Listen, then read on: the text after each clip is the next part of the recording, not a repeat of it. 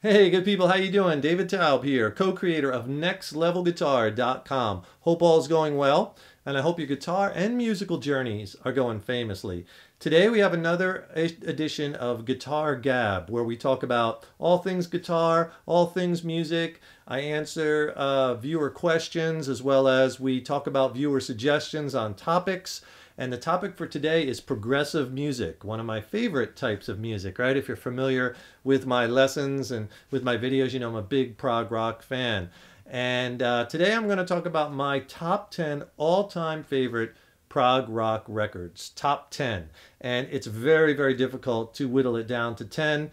Did the best I could. There's so many great bands, progressive rock bands out there. You know, I really love epic music, music that you could really sink your teeth into, and it's really inspiring to hear such virtuoso performances like on so many of these prog rock records, right? And a lot of these bands that I'm going to mention, their catalogs are very deep, so it's very hard to pick, you know, one or two, you know, records from their catalog, but I did the best I could. And hey, please, we'll get some dialogue going back and forth. Let me know if you have any questions. Put a comment in the comment box below. Let me know what some of your favorite prog rock records are. Also, you know, future conversations of Guitar Gab, future lessons, what you want to learn on guitar. Put your comments down there, and that's what we pull from, right, to come up with more content. So let us know. And also, if you got a second, please subscribe to the channel.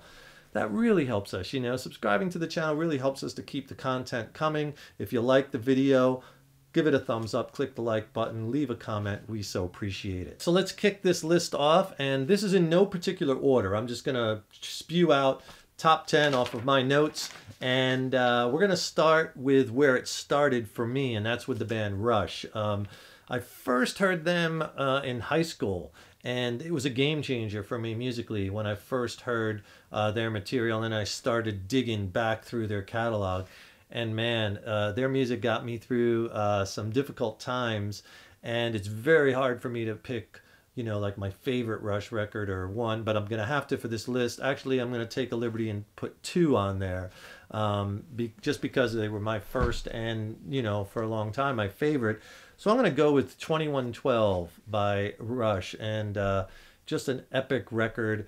And, you know, what a great story. It's the first half of it is a concept record about a guy who kind of takes on, you know, the high priest. It's about a futuristic society where there's no such thing as music, right? You believe that? And this guy unearths a guitar. You know, what can this strange thing be that I found? It has wires that vibrate and give music, you know, and he brings it to before the high priest, and they just crush him and crush his dreams. And the story is great, and the way that they intertwine it with the music, I mean, it's an all-time just amazing piece of work.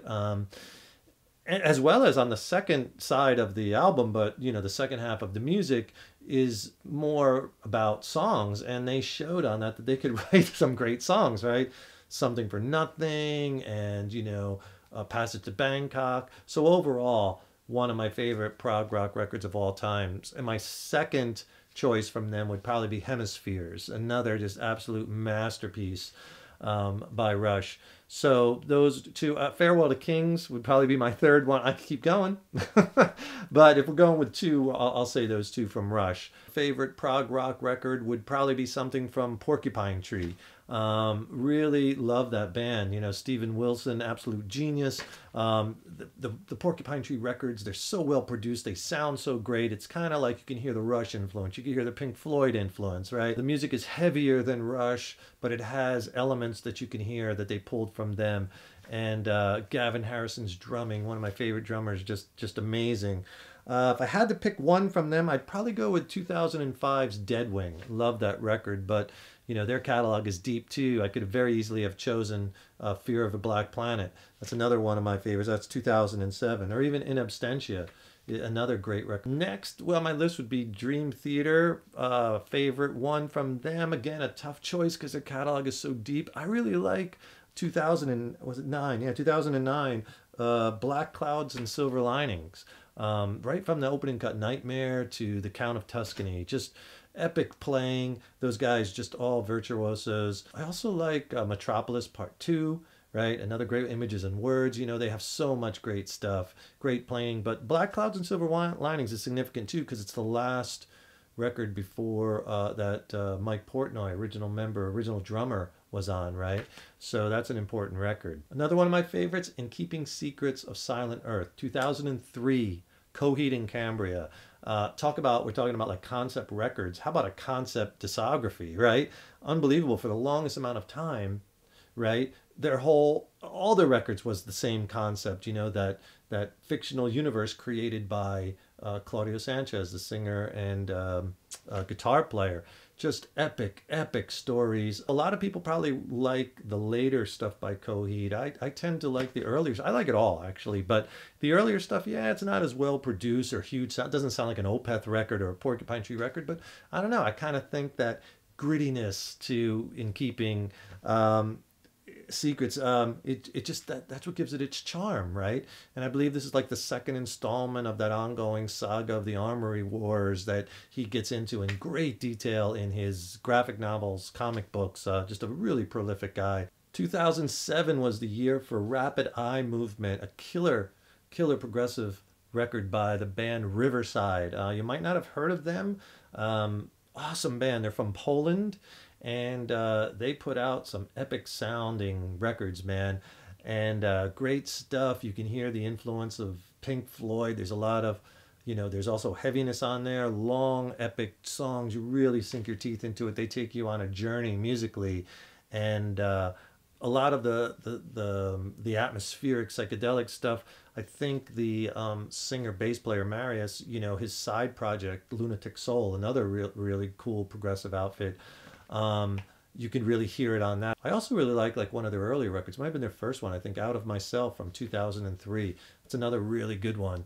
So if you want to explore some Riverside, start with those two. My seventh choice, again, these are in no particular order. I'm just up to 7. We're going to go with 1996, the second record by Tool, Enema, or however you say it.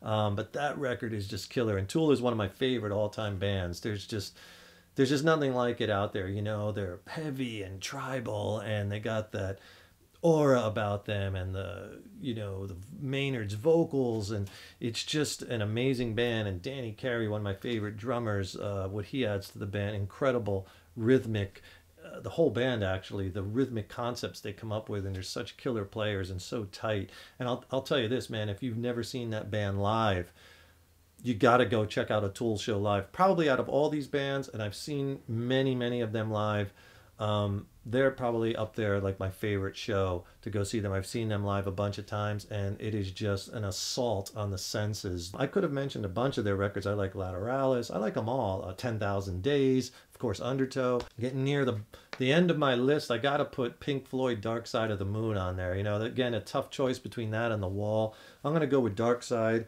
1973. That record remained on the charts for 741 weeks. That's like 15 years the record charted for. That's incredible, especially for a prog rock record, right?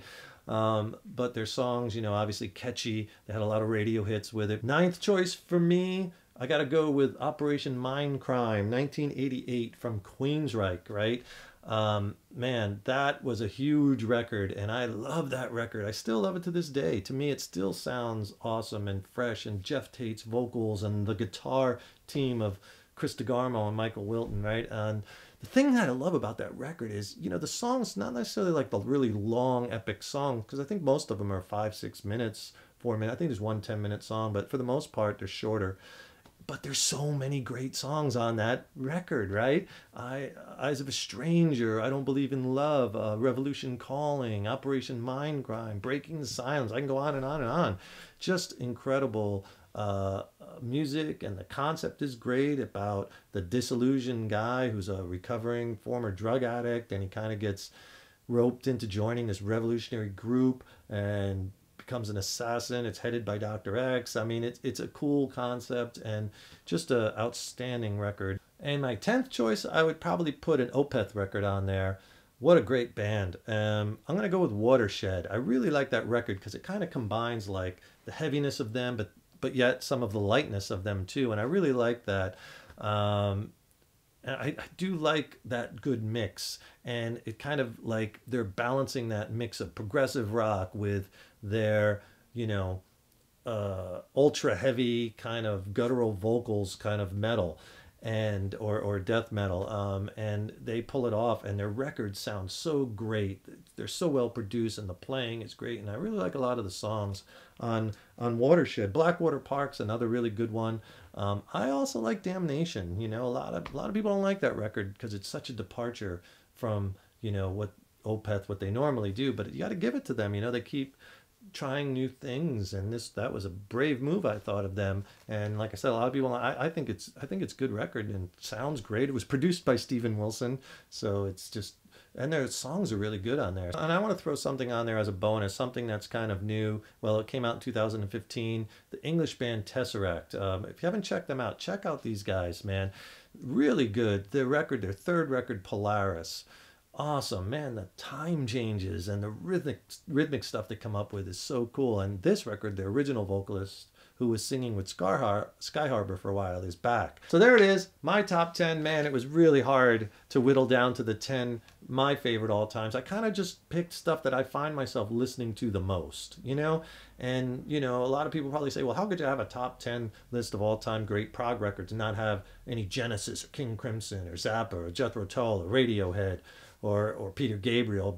And that stuff is all great. It's all great, really. It's just that I don't find myself listening to that stuff as much as the stuff that I'm listening to now. And even there's a lot of stuff out now that's great, that I like, and I list stuff like Mastodon, stuff like, you know, some of the Neil Morse stuff, and Spock's Beard and Leprous and bands like that, but I just find myself listening to this other stuff more, you know, so it's just so much to choose from. And if you want to check out a lot of the latest bands and learn about a lot of the classic bands, I suggest getting a magazine like this, Prog Magazine. This is a magazine, comes out from England, and they do a great job. This is where I find out a lot about current bands in the playing progressive rock and progressive metal, and they do a great job. It's a great looking magazine too. The artwork and the way it's laid out, they really do a nice job. Great articles, and you can really find out a lot about bands you might not have heard of. Then you can, you know, go to their website, check out where they're playing, listen to their samples.